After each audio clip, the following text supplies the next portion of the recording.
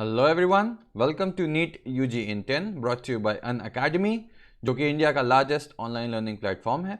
यहाँ आपको मिलती हैं daily live classes, live test and quizzes, structured courses and unlimited access 24/7 हमारे जितने भी वीडियो लेक्चर्स हैं, जितने भी मटेरियल्स हैं उनकी। लेकिन उसके लिए आपको हमसे जुड़ना होगा।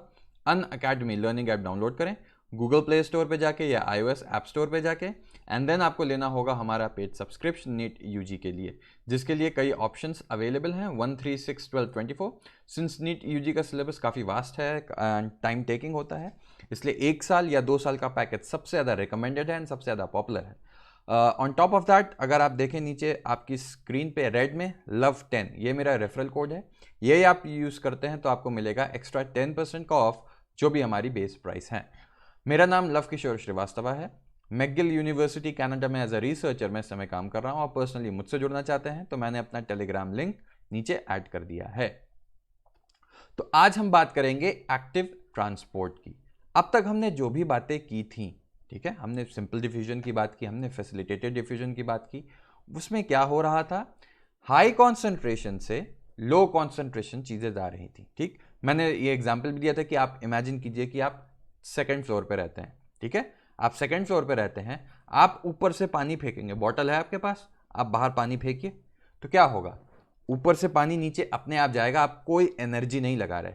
लेकिन अब उल्टा इमेजिन कीजिए कि नीचे से किसी को पानी फेंकना हुआ ऊपर, तो क्या होगा, उसको एक पंप चाहिए होगा, उसको एक मोटर चाहिए होगा, है ना, जिससे जो लो लेवल है उससे हाई लेवल पे पानी चला जाए। ठीक है, तो क्या होता है यहाँ पे जो हम बात कर रहे हैं, एनर्जी की बात कर रहे हैं। जो हाई लेवल पे उस पर हाई पोटेंशियल एनर्जी होगी, जो लो पे है उसकी लो पोटेंशियल एनर्जी होगी, mgh, आप सबने पढ़ा होगा। तो यही रूल अप्लाई करता है हर जगह कि जब भी कोई कॉन्सेंट्रेशन ग्रेडियंट के अलोंग का मतलब होता है हाई से लो, अगेंस्ट का मतलब होगा लो से हाई। तो कभी भी हम कॉन्सेंट्रेशन ग्रेडियंट लो से हाई जाएंगे, ठीक है, तो क्या होगा, वहां एनर्जी का यूज होगा।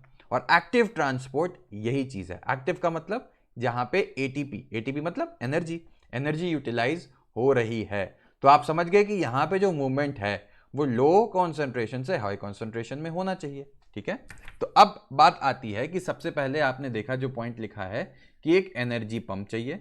ठीक है, किस लिए, to pump the molecules against a concentration gradient, क्योंकि इसके बिना वो मूव नहीं करेंगे। अब बात आती है कि ये भी जो है बहुत सारे मेम्ब्रेन प्रोटीन्स होते हैं, और कैसे काम करेगा, क्या होगा, हम आगे चल के देखेंगे। ठीक है, अब क्या है कि hence different proteins in the membrane play a major role in both active as well as passive transport. अभी आपने देखा फैसिलिटेटेड डिफ्यूजन क्या था, एक्टिव और पैसिव में डिफरेंस क्या है। एक्टिव में क्या है, चलो मैं लिख ही देता हूं जिससे ध्यान रहे। एक्टिव में क्या है, एनर्जी यूटिलाइज्ड। ठीक है, बाहर से एनर्जी चाहिए in the form of ATP. लेकिन पैसिव में नो एनर्जी या एक्सटर्नल एनर्जी रिक्वायर्ड। ठीक है, तो इसमें कंफ्यूज मत होना। तो अब ये समझ में आ गया। लेकिन तुमने देखा कि मेम्ब्रेन प्रोटीन जो है वो पैसिव भी कर रहे थे, फैसिलिटेटेड डिफ्यूजन पढ़ाया है ना, और यहां पे एक्टिव भी कर रहे हैं। ठीक है, तो मेम्ब्रेन प्रोटीन्स का ध्यान रखना, डुअल रोल है।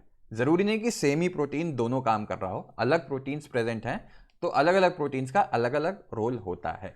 ठीक है, अब क्या है, पंप्स की हम बात पहले ही कर चुके हैं कि पंप्स क्या हैं, वो कुछ नहीं, प्रोटीन्स ही होते हैं that use energy to carry substances across the cell membrane। ठीक, कॉमन सेंस, सिंपल सा सेंटेंस, इसमें जाना ही नहीं। अच्छा, इसीलिए हम इसको अपहिल, एक पहाड़ है, तुम पहाड़ में ऊपर से नीचे आओ तो तुम लुढ़कते लुढ़कते अपने आप आ जाओगे, जो मैंने अभी पानी का एग्जाम्पल दिया है ना।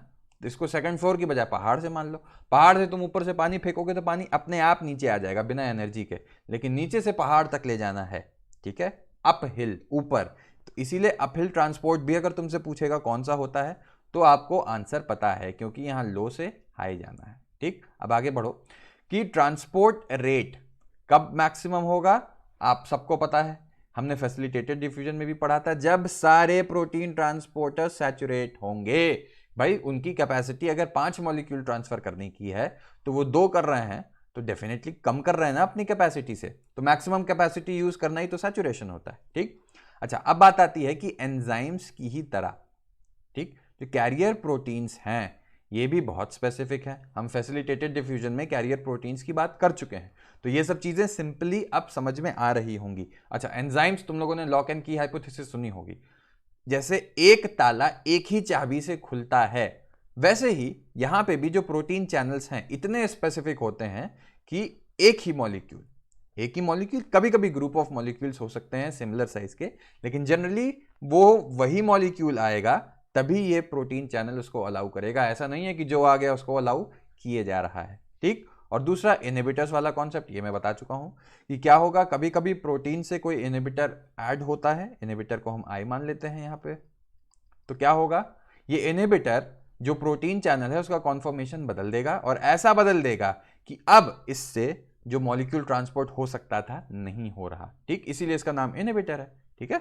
अच्छा, अब और देख लेते हैं कि जो प्रोटीन्स हैं इन द मेम्ब्रेन, तो ये बात ध्यान रखना, एक फैसिलिटेटेड डिफ्यूजन और एक्टिव। एग्जाम में क्वेश्चन बन सकता है कि मेम्ब्रेन प्रोटीन्स जो हैं वो facilitated diffusion A, facilitated diffusion B, active transport C, both, D, none. Answer क्या होगा इसका, बोथ होगा, ध्यान रखना।